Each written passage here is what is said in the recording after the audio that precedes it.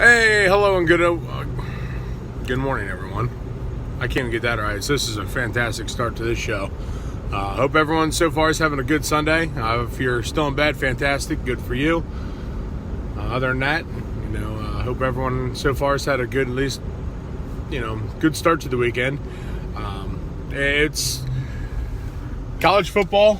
It's definitely one of the big events in our country, and the college football playoff right now at this point, dilly. College football playoff at this point is one of probably the most heated, I guess, arguments that you're going to have in sports right now, simply because of which teams are going to make it to the playoff and which aren't. We do know 3 of the 4 that will be obviously Clemson, who their destruction of Miami was impressive. They looked fantastic. That game was over early on in the game, and it just, Miami couldn't get anything done. So obviously Clemson, who I thought I didn't think was deserving the number 1 spot, they definitely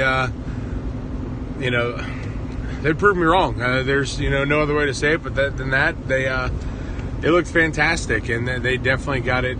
They got the job done and definitely deserved that number 1 ranking after trucking the Hurricanes.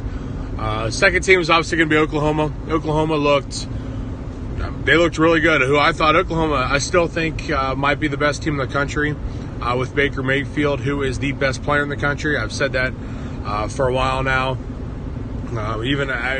He took over for Saquon Barkley, who I was definitely on the Saquon Barkley train, but Baker Mayfield has definitely shown why he's the best. So it's one of those things where you could definitely see these 2 teams playing in the championship game coming up later on. They're both that good. But third team obviously is going to be Georgia, who knocked off Auburn in the SEC championship. Georgia looked, to start off, didn't look real strong. Auburn was the one that came out on fire. Then it came down to there was a fumble. Jarrett Stidham was stacked, fumbled, and Georgia recovered, holding basically to, holding a drive to absolutely nothing when Auburn was in the red zone is something that, you can't take that for granted as as an analyst or a player or coach, anything like that, how crucial that play was. So, when they make that play there, that kind of turns the tide. You've got a chance to go up at least 10-0, if not 14-0 at that point, and kind of put that game not away, but close to being put away, because obviously we saw in the other games, the early scores really made the game feel out of reach and made them feel like they were over already. So that, with that being the case, Georgia did a great job of fighting back and not letting that be the case. So it was great. A couple great games early on. Obviously, we're going to have the debate for the 4 teams, or the 4th team, I should say. USC on Friday night knocked off Stanford to win their conference championship. So, that right there was, and that was, I thought, a pretty good game. USC looked really good. I don't think they should be talked about in the playoff, and I'm going to get to that here in just a minute. But obviously, they were on the outside looking in there. The other, other teams, obviously Central Florida. Central Florida was one that, they're 12-0. Now their head coach, Scott Frost, is headed northwest to Nebraska to coach his alma mater, where he was at for a couple years. And, they were undefeated, like I said, but as an AAC team, you're not going to see them in the playoff hunt, unfortunately. But again, I'm going to address that here in just a second. And then obviously the Buckeyes is what it's going to come down to. And it doesn't matter what I say, I'm going to be shredded either way as a Buckeye hater, because that's just what I'm labeled. I'll give them credit where it's due. But I said it last year that Ohio State was one of the best 4 teams in the country, even though they did not win the playoff, or they didn't win their conference championship. And I thought, even though they were one of the 4 best, I felt that the conference championship I think that holds a lot. To me, what the hell's the point of having a conference championship if a champion's not going to make it in? Which is another reason I think it needs to be expanded to at least 8 teams, if not 6. I mean, at least to get the 5 Power 5 teams in. I mean, you got to have that at least. But looking at it, like I said, it doesn't matter what I say. All the people I know that are Buckeye fans are going to shred me for it. It is what it is. It's part of the gig. But I think that Ohio State is. I think they're going to make it in. Hey, what's up? Thank you for watching. But I think Ohio State will make it in, and I like I said, I think the simple fact they're a conference champion is going to hold a lot of. I think that's going to hold a lot of pull right there. However, I'm not so sure if they should be in. I didn't think they were impressive enough for me in that Wisconsin game. I mean, Wisconsin, I think they're overrated, I guess is the best way to put it. They're not as strong as that 12 or that 11-0 record or whatever they had coming in. I forget off the top of my head. I don't think they were as strong as their record indicated. And you've got Alabama on the outside looking in. When the conference championships were played last night or this weekend, Bama was on the outside looking in because they weren't playing for one. Same situation last year. Penn State, was on the outside looking in after it was all said and done, simply because, Ohio State was one of the 4 best teams in the country. But then, with the conference championship, them not winning it and making it over the Big Ten champion in Penn State. Now the rules are flipped in this situation here. Ohio State now, and all the fans are all upset about it. And now, the thing they won last year, the Big Ten championship, suddenly doesn't mean anything now because they're talking out both sides of their mouth on it. It basically is what it comes down to because, they didn't win the Big Ten championship last year, but it didn't mean anything last year. So this year they win it, and now it means everything. So you can't have it both ways. And Ohio State, I mean, yes, they're a fantastic team year in and year out. They're great. But in this case, I think that I could see Alabama going in over them just because that loss to Iowa, that 30-plus point loss to Iowa, 31-point loss to Iowa on the road at Iowa, that still sticks in my mind as a fresh loss. Even though it was a couple weeks ago, it's still a fresh loss in my mind. I can't get that out of my head because they weren't impressive to me last night in that Wisconsin game. Had they gone in there and blown out Wisconsin, easily you put them in easily. To me, they weren't impressive. So in this case, I think that you're going to see the roles flip this year. I think I